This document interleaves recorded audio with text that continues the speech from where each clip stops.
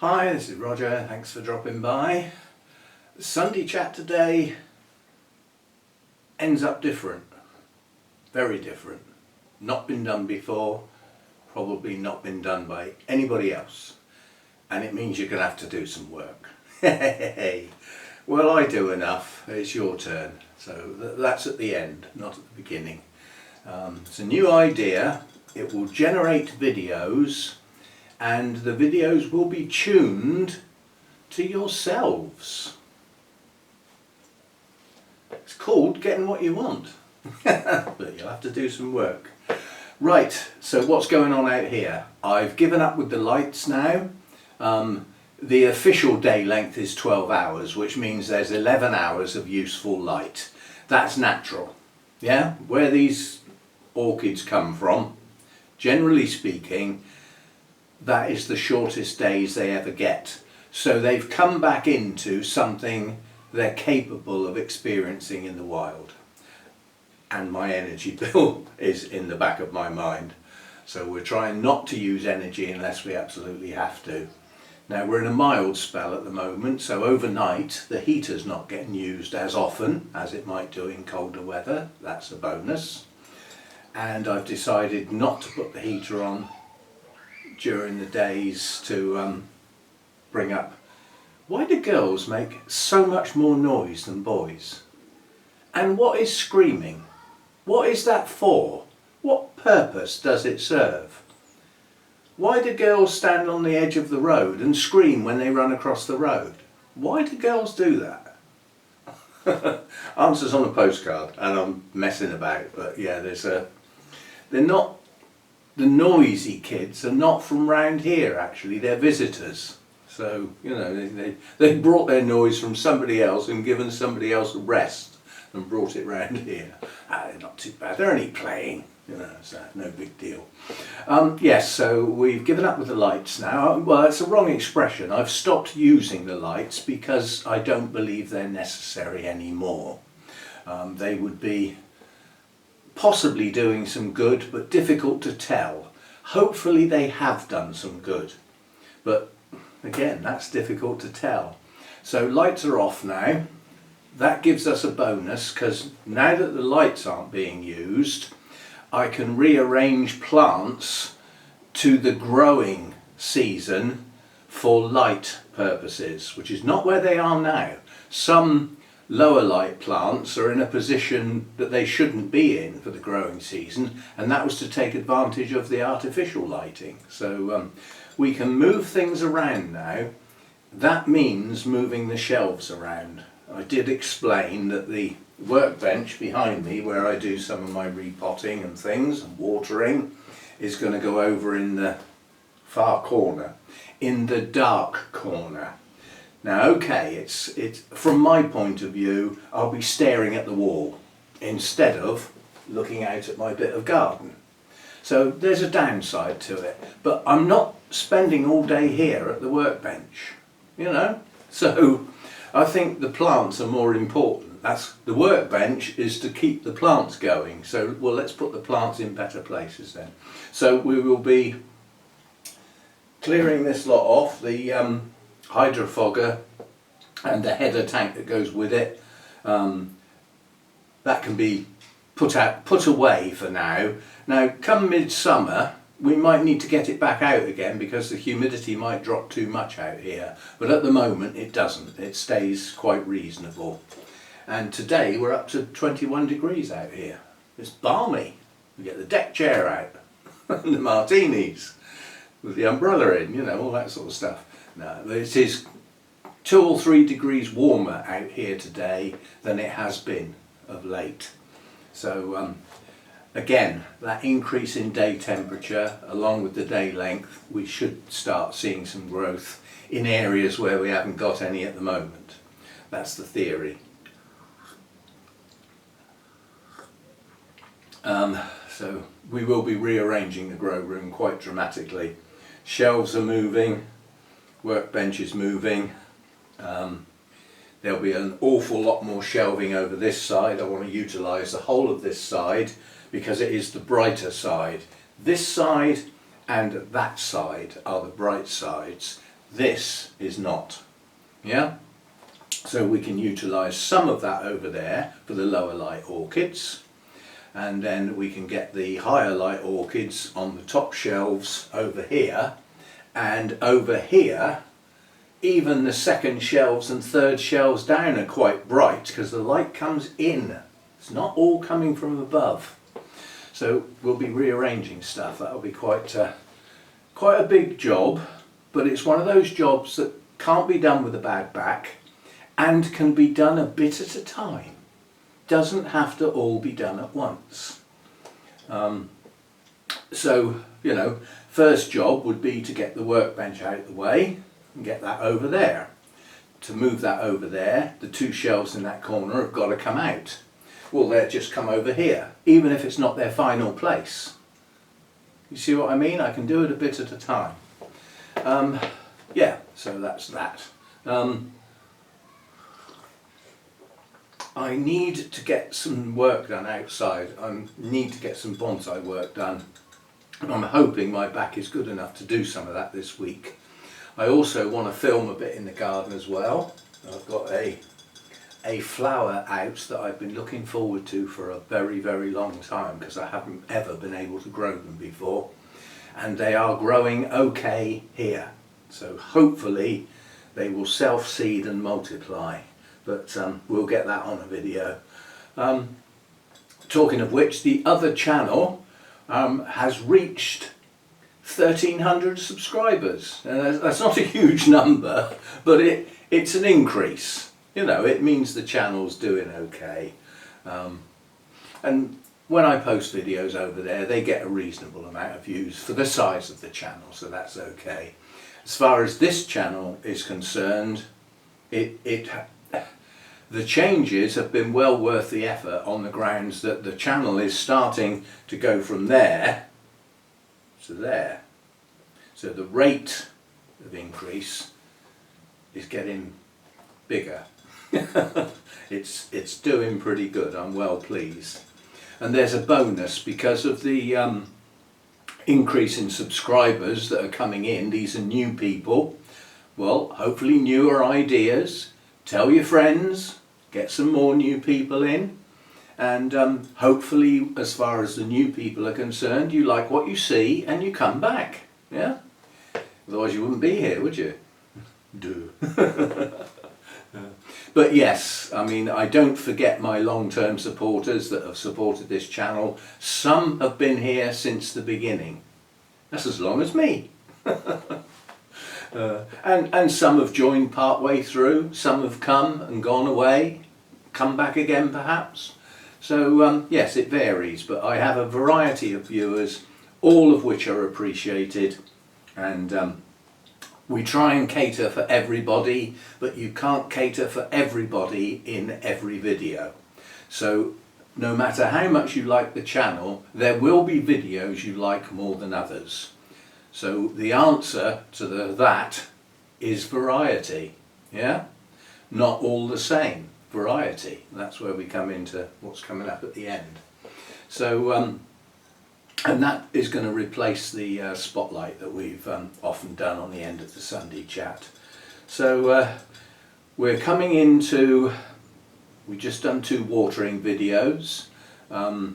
The first one was popular, second one not so much. I was expecting that. Obviously the second one was just more of the same, wasn't it? So fair enough, don't mind that sort of thing.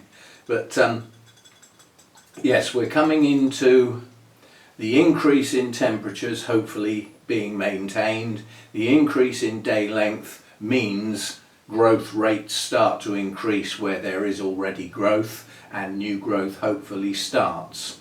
This means watering frequencies will increase, so the gap between watering needs to get shorter, and I will be starting a double watering regime whereby I will have my normal feed on the go, and I will also have some of the low nitrogen feed on the go at the same time. It gets a bit of a faff, but if we want to try and do as well as we can for the plants, then we look forward to getting better spikes with brighter, larger blooms, more compact. That's what the low nitrogen feed should achieve. And I say should because I haven't used it before and I don't know if it's going to achieve what it says on the tin.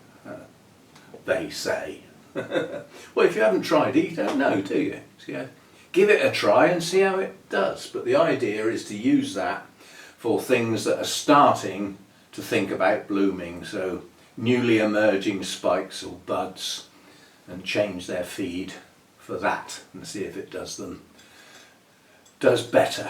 So that's that. So that's a bit more of a faff to have lots of feed on the go.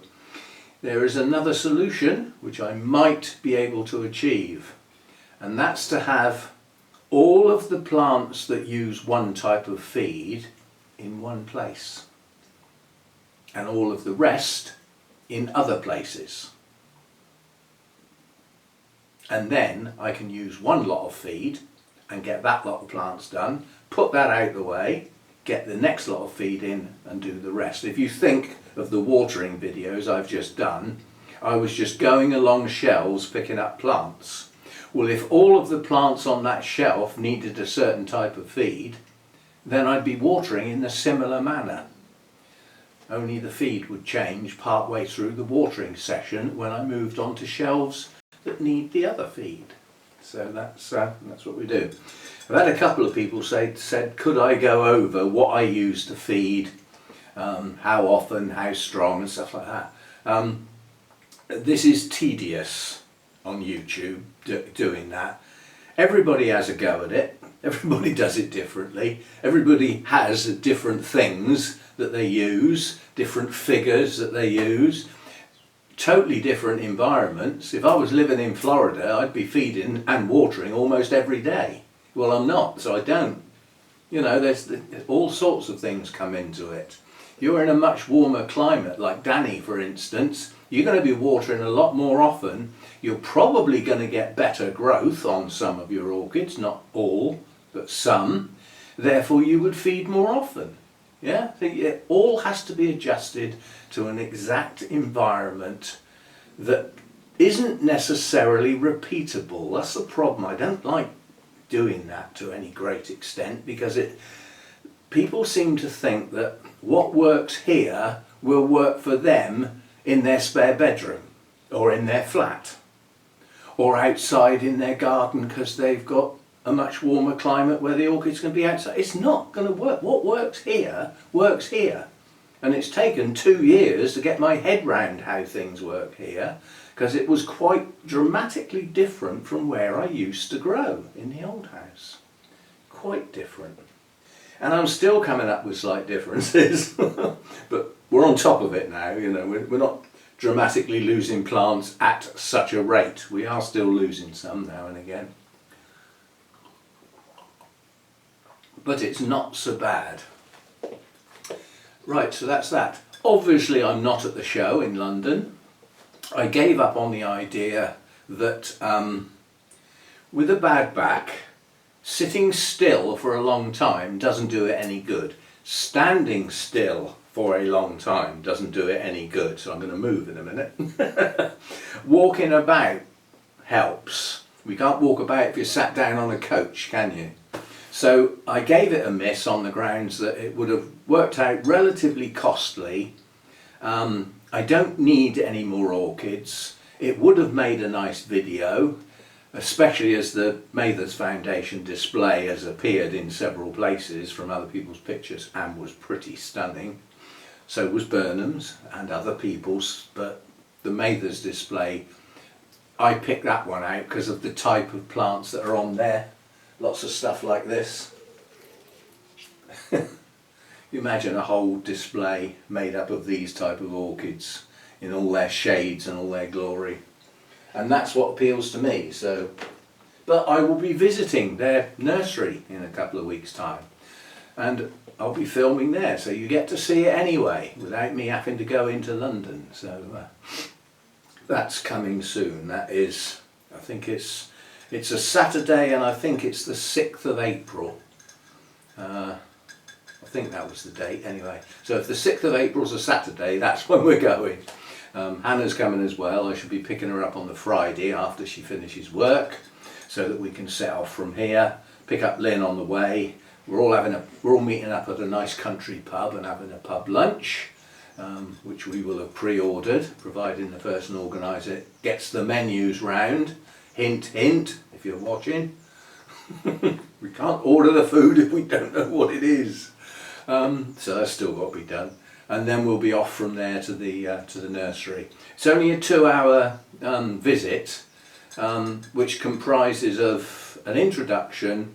Jim will do his tour and his talk, which is a combination of both. He does his talk on the move, basically, as he goes past the plants, and then he ends up in one place to just go over these type, which is their mainstay. You know, and we have a look at some in pots, get some out of the pots, looks at the roots, talks about repotting and stuff. And then the rest of the time is ours, and we end up back out in the reception area for wondrous cakes and cookies and tea and coffee and stuff. And it is good stuff as well. It's not just a couple of digestive flung on a plastic plate. It's done well. So we will be fed and watered and then wing our way home. So hopefully going to be a really nice day out, and it can't be spoiled if it's raining because all we got to do is dash from the car to the pub, pub to the car to the nursery. Oh, hang on, we will have to dash between greenhouses at the nursery because they are in separate places, but it would be a quick dash. It wouldn't be getting soaking wet for any length of time, so it should be good. It's been on the national news. The reason why the show is in London is because the road junction outside Wisley, where the RHS Spring Show is normally held, is closed. And it's been on national news because they've closed the M25, the London orbital, between two junctions. The first time that's ever happened since it opened in 1980 something, that they've actually closed a section in both directions. So I wouldn't like to be living anywhere near there in the little towns and villages where a 4-lane motorway has been signposted off. Everybody off here, find your own way. No, there'll be directions, but I would imagine it's, well, anybody who's got half a brain who doesn't need to go anywhere near that area doesn't. You know, just don't do it, don't go there. And they're hoping to open it all up tomorrow morning, in time for rush hour when it'll all clog up again. That section of the motorway is one of the worst bits. It's never worked properly. It's too busy. There's too many things coming together at one point, and every time you get traffic has to merge, it slows down. You know, you're sort of all doing all this, like looking for a gap and everything, and some people just won't join at speed. They have to slow down to a snail's pace. So does everybody behind them as a consequence. And the people on the road, the fast bit, where people are joining, get very hesitant and think, is he going to go? Is he going to go? Shall I let him out? No. And it just grinds to a halt. It's terrible. Should have special lessons on how to join a fast road from a slip road. Because at the point you join the faster road, you should be doing the same speed as those on the faster road. Then you can just tuck in between two vehicles without everybody having to stamp on their brakes because you joined at a ridiculously slow speed. It's an art form, joining a motorway. Well, in this case, a busy motorway anyway. Right, so yes, that's been on the national news.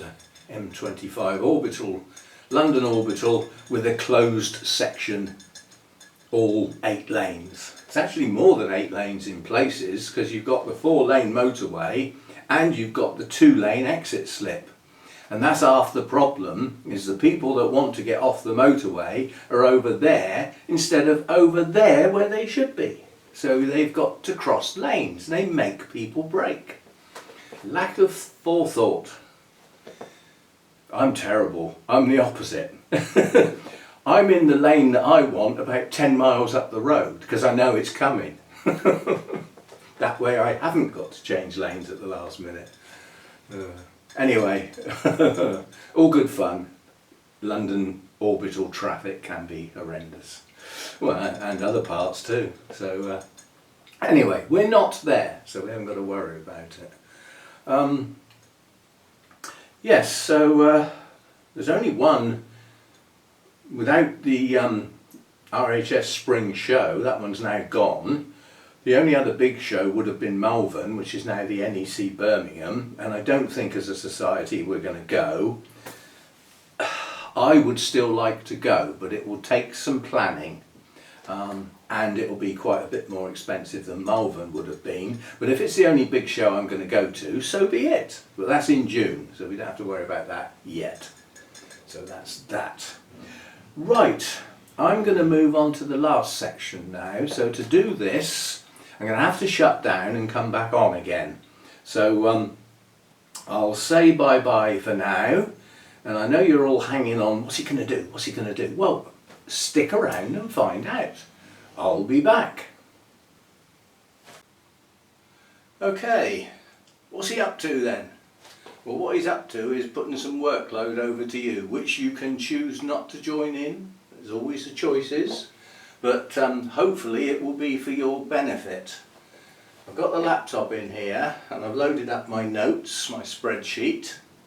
And initially what we're going to do is I'm going to read out every orchid I've got that I'm prepared to go into this exercise.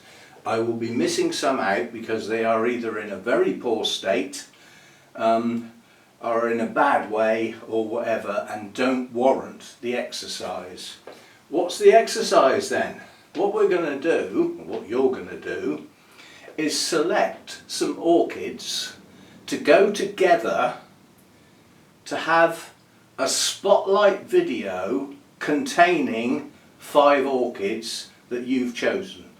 So these will be by popular request. So first of all, you get to vote on 5 orchids in the comment section, only 5.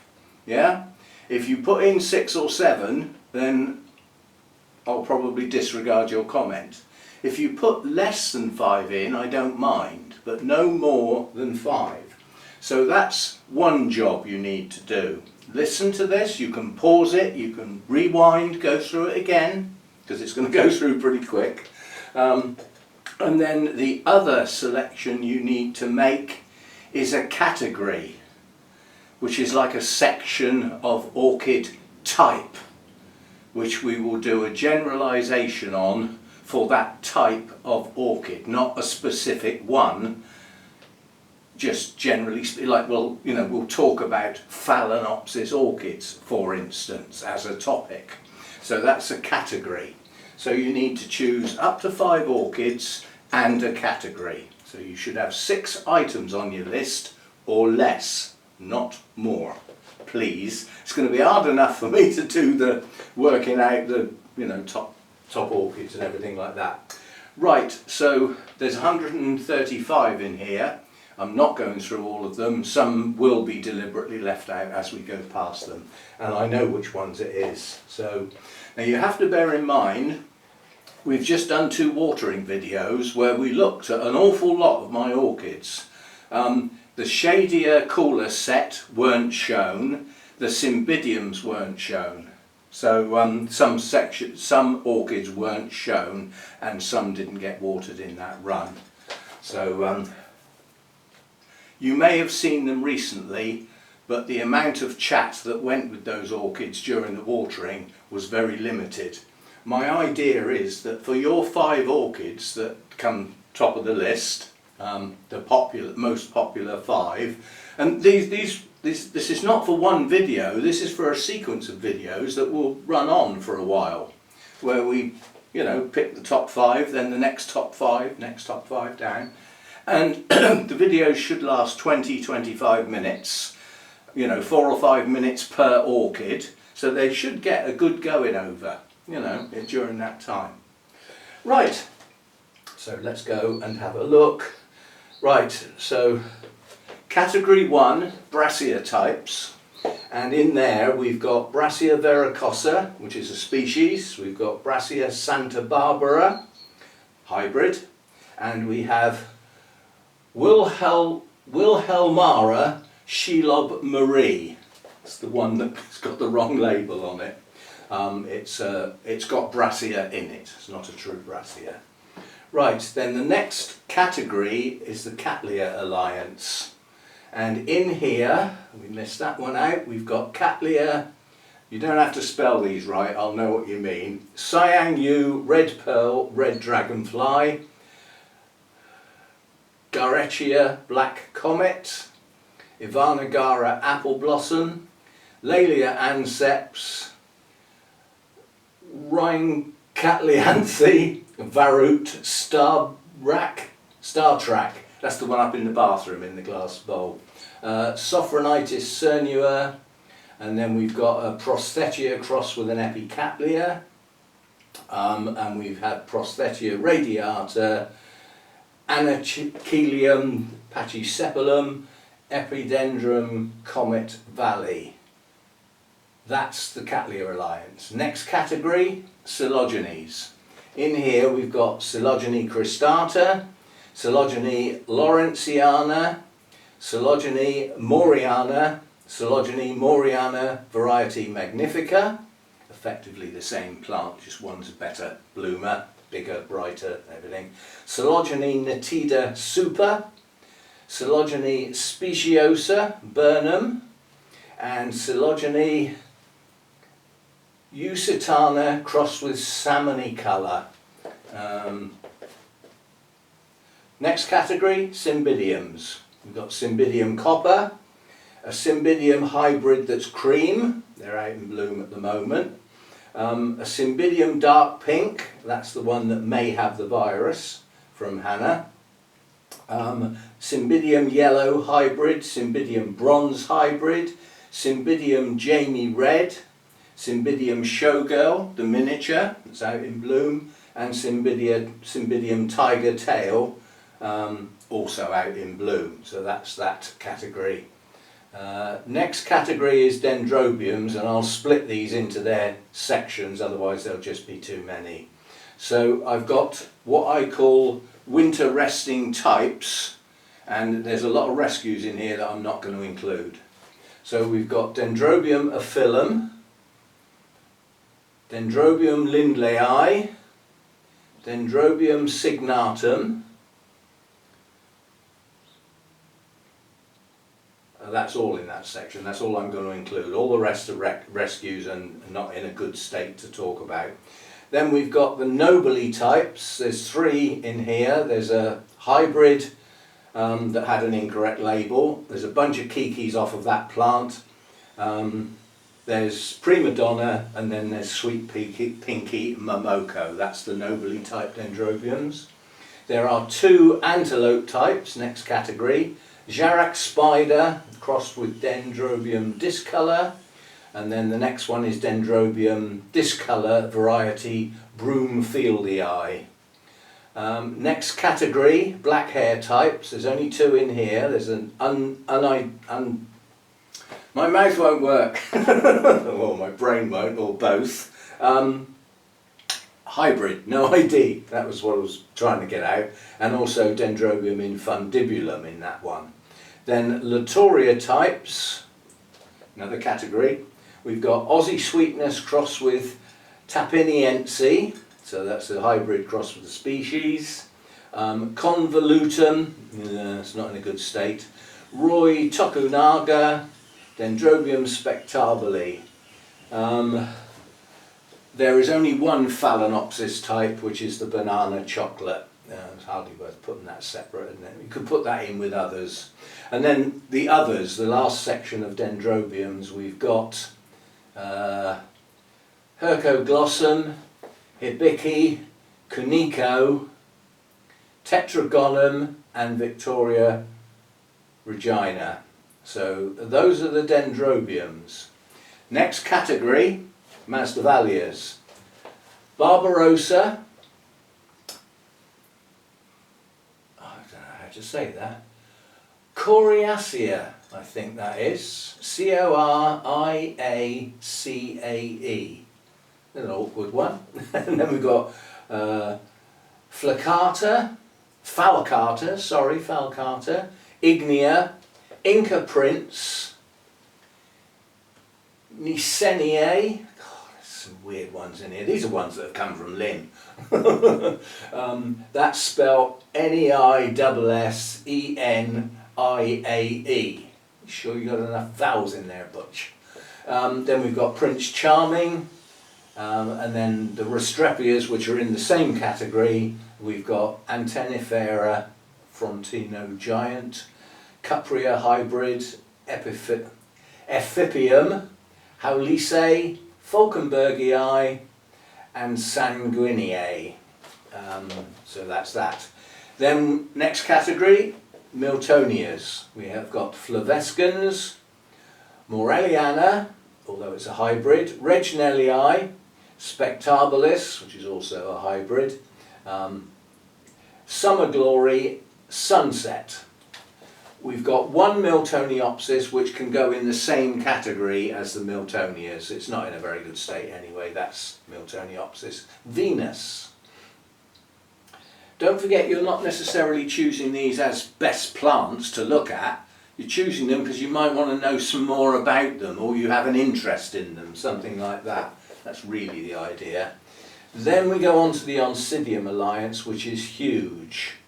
So what I'm going to do with this is split out the cooler, shadier ones, because most of them are in this category. So first of all, we'll go through and identify those that aren't in the cooler, shadier set. So normal, Oncidium and Oncidium Alliance types as a category. So we've got Tahitian Dancer, Nellie Isla, we've got a Cambria Hybrid, we've got Mexicoa Gisbretiana. Try spelling that, you can do it yourself. Where have we got to?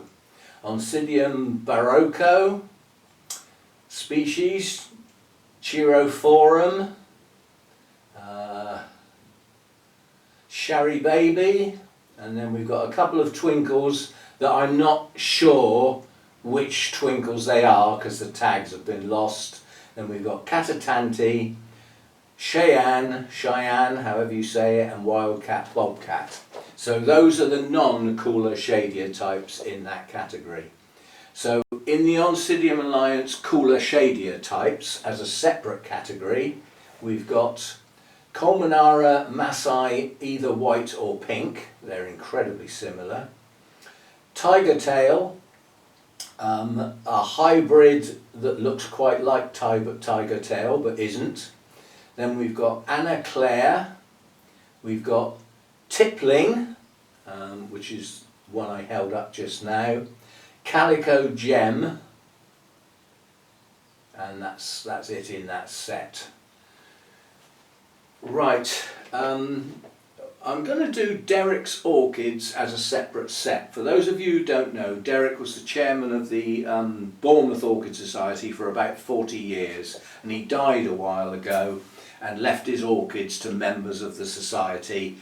I've got some of those to try and bring back because they were in a very poor state. And we haven't looked at those for a long while.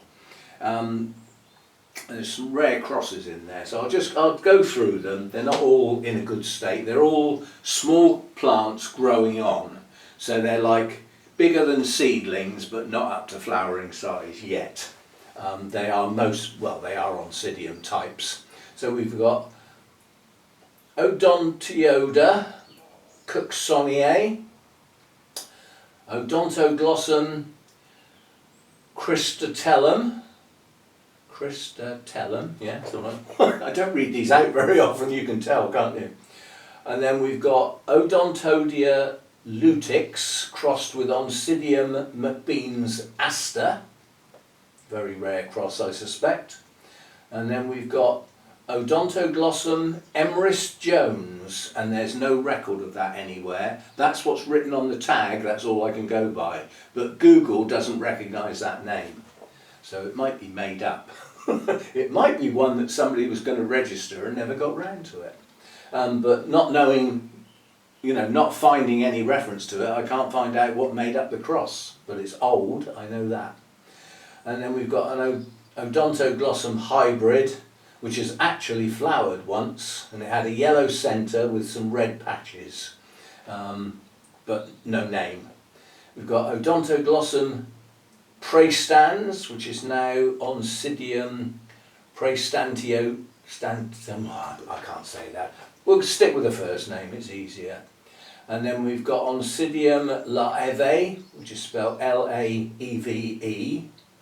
There is an Oncidium sotoanum in there, but I don't know which one it is because it hasn't got a tag. Then there's another hybrid in there with no tag. And then there's a Wilsonara Tiger Brew Yellow.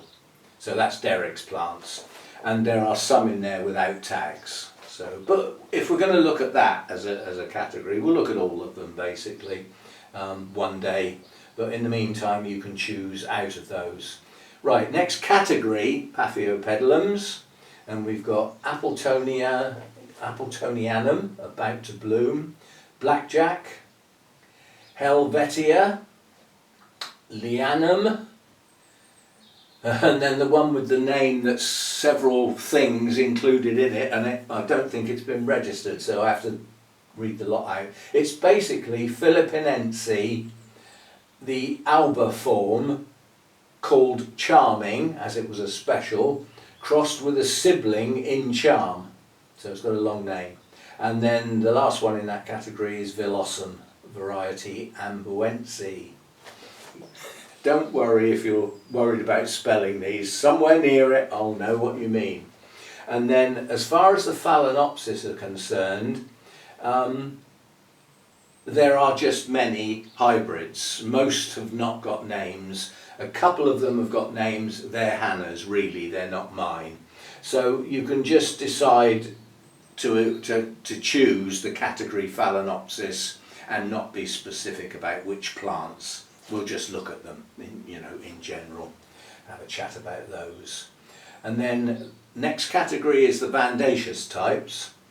There's only 3 in here. There's the Arengis, which is the Luteo alba variety Rhodosticta, and then there's the Renanthera Imshutiana, and then the Vanda, which is, wait for it, Preo Sky Blue Fathe, crossed with, in brackets, Vanda Cerulean, crossed with Vanda B. Goal that? Just put Vanda, there's only one. And then the last category is the Zygos. There's only 2 in there. There's an unnamed hybrid, which is the one with the pale colours, and then there's Louisendorf. So there you go. You won't have got all of that. You won't have had time to make notes or anything like that. The video will stay there. It's not going to run away. You can pause, yeah? You can rewind, yeah? So hopefully people will join in. And I'll repeat again, what you need to do is leave a comment on this video with the 5 orchids you would like me to do a good chat on. We'll try and do the whole lot, where they come from. If it's a hybrid, I'll try and find out what went into it, and we'll talk about the species that make the hybrid up. A chat about the general environment it would like to grow in, what sort of media might be suitable, and then a general look at the plant, how it's growing and all stuff like that. So we'll give each plant a pretty good going over, like a spotlight, and we'll join 5 together, not your 5 necessarily, unless by pure luck you chose the top 5, in which case you get all the ones you wanted. Do you think that's going to happen? Probably not. Anyway, I'll have some work to do because I'll have to analyse your comments. I'll put them into a spreadsheet, and we'll count the votes for each of the orchid, and we'll count the votes for the categories to do a separate video on the category itself. So that's a spotlight on the orchid type, not a specific orchid. So out of this we should get half a dozen or so videos over a period of time. The first one hopefully will be this week. But don't forget, please leave your comments on this video, the Sunday chat video. You may have noticed now I don't call, in the title of the video, I don't include my Sunday orchid chat. That title is already bordering on too long in my new style titles and thumbnails, yeah? So I leave that off the actual title, but it's on the thumbnail, so it's not lost. You can see it, but it's not part of the title. The title is more about the content of the video. And it's virtually the only video that I've maintained the orange and black banner and the introduction with the music and everything, the old style. I've maintained that for the Sunday chat because a lot of people wanted me to. So, you know, to a degree you get what you want. Sort of. Providing it suits me. Anyway, so that's your Sunday chat, and this bit that I've done on the end, reading out all my orchids and dividing them into categories for you to join in and help me put some videos together. You're effectively choosing the contents of some videos to come, and hopefully you will join in. It will be a bit difficult, I know, but I can't list these orchids any sense on the video. Could I? No. I'm going to leave it as verbal. You'll have to listen to them and try and interpret them the best you can. And as I said, don't worry about spelling things wrong. Although, if you Google how you think it's spelt, Google will probably give you the correct spelling. So that's a bit of extra work, which you may or may not want to do. So that's the idea then. We get some videos organised with your help, so that you're getting something along the lines of what you might want, and it will be driven by popularity. So the orchids that have had the most votes will get included, and we'll go from there. So, novel idea. I don't think anybody else has ever done anything like this. So I like to do something new every now and again, but it is difficult thinking up this new stuff. You know, trying to think of something that hasn't occurred on any of the orchid channels. First of all, I don't know it hasn't, because I don't watch all the other orchid channels. There's only so many hours in the day that I'm awake. So that doesn't happen. So this may have been done quite a few times before in other channels, but I haven't come across it. So, and it's a bit of a novelty, and hopefully it will be fun. And you get a name check. Basically, for each orchid that I do the spotlight on, I'll read out the channel names of those that voted for it. More work on my part, but if you're going to do some work, I'm happy to do some work as well. So there we go. Yeah. A bit of a novelty, we'll call it, and hopefully it works. It's not going to work for everybody. Not everybody likes the spotlight type videos, but an awful lot have said they do, and a lot have said that I don't do them often enough where other channels do. So, you know, I don't copy other channels, but there's only so...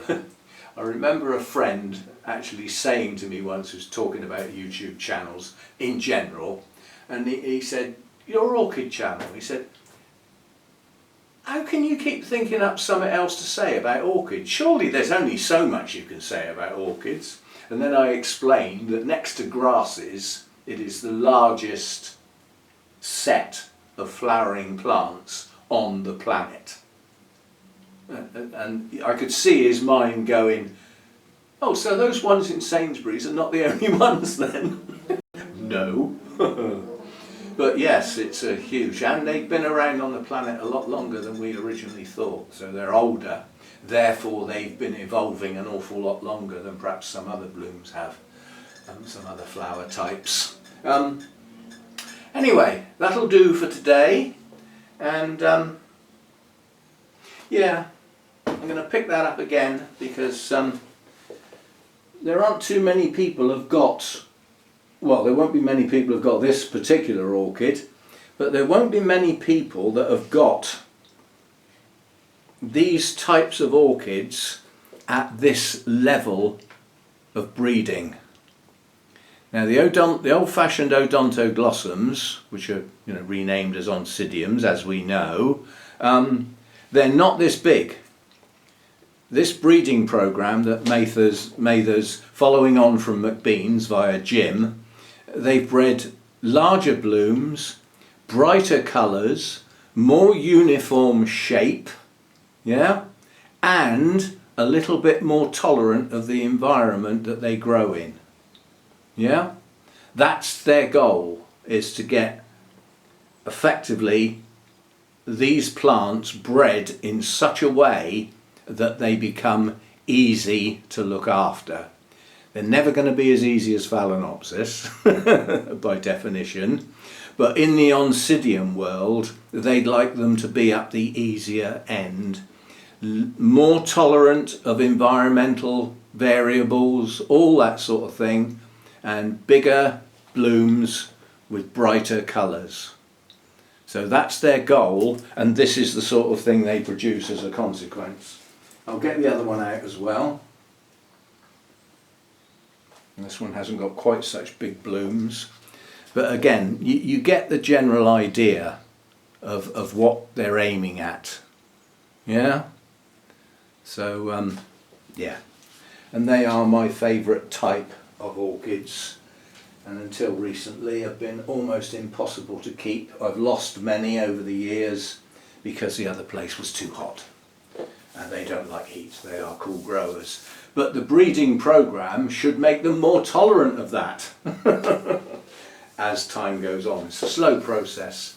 If you think about it, you've got to find two types that you want to hybridize. That they could both be hybrids, but they've both got to be in bloom at the same time. Yeah, because obviously one of them's got to have a flower on it to be able to pollinate that flower. Now the pollen that's being used, I believe, stores. So you can store the pollen for a while and wait for the other one to come into bloom. But not all pollination works. Sometimes it fails. And even if it does work, sometimes the seed pod fails before it matures. Then you've actually got to get that seed to germinate in a flask and get going into tiniest little seedlings. They've got to be deflasked, into little communal pots, and then eventually split up into individual little pots, still as seedlings, and then grown on. And you're looking at 4 to 5 years probably. I'd say 4, having come out of the flask as little tiny plants like that, to actually get a bloom, to see if the cross that you did is any good, because it might not be. So it's a long-term project, orchid hybridizing, because of the length of time it takes for the plants to grow out of the flask to blooming size, and it's hard work, and it can fail miserably. You can get a cross that just doesn't work. You look at the blooms and you think, we're never going to sell them. And in the mass production units out in the likes of Germany and Holland, Netherlands, those that come into that category of, well, that didn't work very well, they go in the skip outside. They don't get a second look. Despite the effort, they just go in the bin, because they would not make a profit. They're not worth putting any more effort in. So as they come into bloom, somebody goes yes or no, black and white. Are these going to sell? Yes or no? No, in the skip. I've seen a picture. Peter White has got a lovely photo of a huge skip outside of a big greenhouse, and it's got a load of backsides hanging out, where everybody's leaning in the skip, rummaging, because it's a skip where they throw all the Phalaenopsis out, and they're looking for some with blooms on to see if they're any good. Yeah, so load of backsides hanging out of the skip. Lovely shot. And on that note, I'll leave you until next time. Day off tomorrow. No orchid videos tomorrow. There might be something along the bonsai lines or the garden, maybe even both. But I've still got to watch my back. I've still got to take care. So we shall see. And orchid videos back up and running on Tuesday, obviously. I don't know what yet, but something. we'll do something. And thanks for dropping by. Thanks for the support for the channel. Thanks for those who subscribe to the channel. And if you haven't, I'm going to send the boys round soon, you know, if you don't. What are they called? Associates. I will make, you can make an acquaintance with my associates. But it would be nice if you did so if you haven't. And don't forget that thumbs up. None of that costs any money, small amount of time, no inconvenience whatsoever, but it all helps the channel, along with the massive comments I'm hoping to get as a consequence of the content of this video. See you next time. Thanks for dropping by.